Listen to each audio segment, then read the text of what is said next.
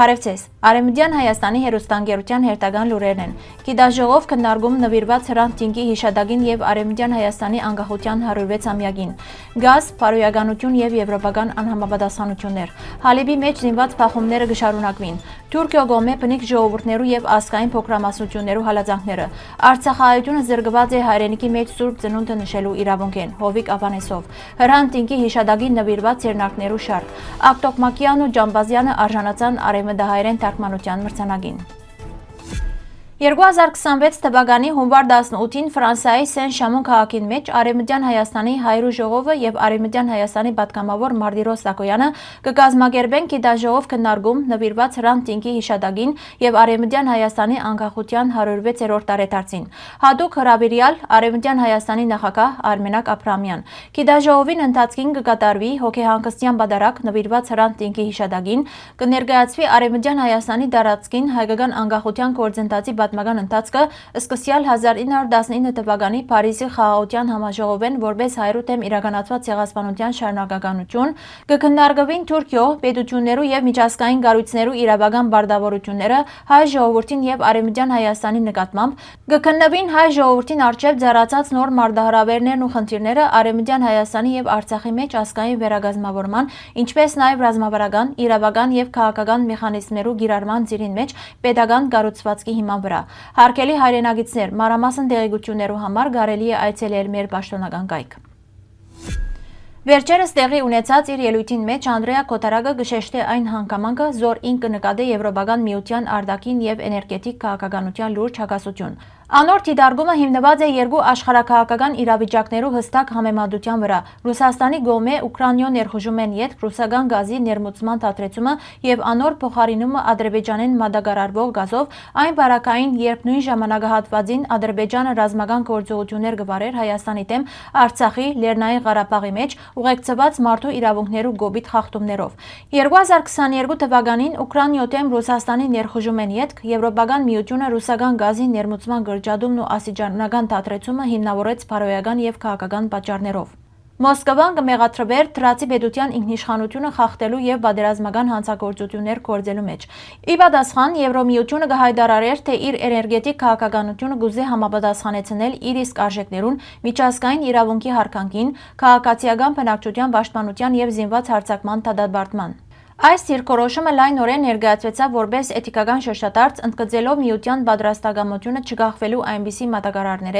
որոնք անհամատեղելի կնկատվին իր հիմնարար սկզբունքներուն։ Սակայն ինչպես կնշե Անդրեաս Քոթարակը, ռուսական գազի մասնակի փոխարինումը ադրբեջանական գազով կհարաճացնե հետևողականության լուրջ խնդիր։ Այն ժամանակ, երբ Բրյուսել կխորացներ իր էներգետիկ համաձայնությունները Բաքվի հետ, Ադրբեջանը ռազմական գործողություններ կկատարեր Հայաստանի դեմ, հատկապես Արցախի եւ Հայաստանի ինքնիշխան տարածքներուն մեջ, ինչ որ կհանգեցներ բնակչության բռնի դեղահանություններու եւ ծանր հանցագործություններու բազմաթիվ մեղադրանքներու։ Հարցը կտրվի ուղիղ կերպով։ Եթե Եվրոմիությունը բարոյական նկատառումներով կթատրեցնե Արևդուրը Ռուսաստանի հետ, ապա ինչպես կարելի է արդարացնել գործընկերության խորացումը մեկ այլ պետության հետ, որ կմեղադրվի նմանօրինակ արարքներու մեջ։ Ելույթին մեջ կքննադատվի այն ինչ որ կընկալվի որպես ընտրովի բարոյականություն, ավելի պայմանավորված տնտեսական եւ էներգետիկ շահերով, քան հրճակված սկզբունքներու հետևողական գիրառմամբ։ Այս իրավիճակը կթույլատնե մարդու իրավունքներու եւ միջազգային իրավունքի պաշտպանության վերաբերող եվրոպական խոսույթը։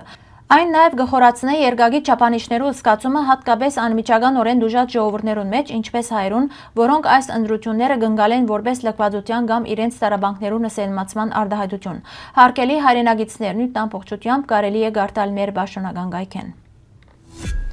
Այսօր Հալիբի մեջ կշարունակվին փախումները Սուրիո ժողովրդավարական ուժերու ներքին անվտանգության ստորաբաժանումներուն եւ սուրիական բանակին միջև։ Նոր գյուղ Շեխտահա, Ջալա Աշաֆիե, Շեխ Մաղսուդ, Վիլլաներ եւ Սուլեյմանիե թաղամասերուն մեջ կլսվին հրացակության եւ ռմբակոծության ցայներ, վնասված են բնակելի շենքեր։ Նահանգապետարանը բնակչության կոչ ըրած է զգուշավոր մնալու եւ բնակարանները չլքելու, վստահեցնելով, որ իրավիճակը կգտնվի վերահսկողության տակ։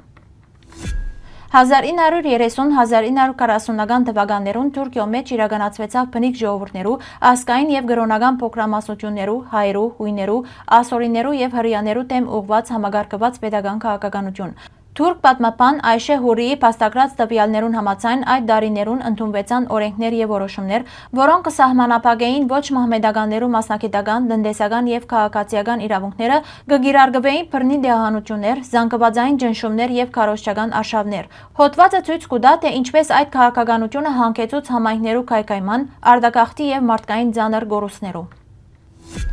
Սուրբ ծննդյան առիթով Հովիկ Ավանեսովը հիշեցուցած է, որ այսօր Արցախահայությունը զրկված է իր հայրենի բնորանի մեջ Սուրբ ծնունդ նշելու հիմնարար իրավունք են Ադրբեջանի կողմէ Արցախի բռնազավթման եւ բնակչության բռնի դիահանության հետևանքով։ Ան ընդգծած է, որ Արցախի հայկական մշակութային եւ հոգեվոր ժառանգությունը կգտնվի ոչնչացման վտանգին տակ, իսկ միջազգային հանրության լրությունը կնպաստի անվաճելիության։ Ավանեսովը գոչ ըրած է բարձրացնելու ճշմարտությունը եւ պաշտպանելու արդարությունը, խաղաղությունը եւ մարդկային արժանապատվությունը։